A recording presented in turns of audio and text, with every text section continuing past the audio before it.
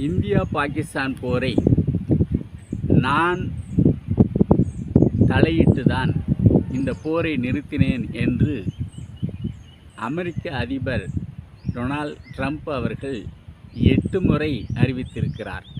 அப்படி அவர் 8 முறை அறிவித்தும் கூட இந்தியாவின் பிரதமராக இருக்கின்ற திரு மோடி அவர்கள் இதுவரை அதற்கு எந்த விளக்கம் அளிக்காமல் மௌனம் சாதித்து கொண்டிருக்கிறார்.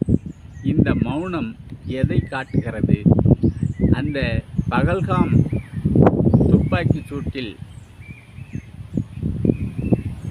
சூட்டை நடத்திய அந்த 4 தீவிரவாதிகள் எங்கே? அவர்கள் இப்போதும் நடமாடிக்கொண்டுதான் இருக்கிறார்கள் என்று அறியப்படுகிறது. அந்த 4 தீவிரவாதிகளை பற்றி இதுவரை எந்த செய்தியும் மத்திய அரசு கூறியதே கிடையாது. அப்போ அந்த 4 தீவிரவாதிகள் என்ன ஆனார்கள்? அதை பற்றி எந்த செய்தியும் கிடையாது. இப்படி இந்திய பிரதமர் மௌனம் சாதிப்பது எந்த வகையில் நியாயம் என்று நமக்கு புரியவில்லை.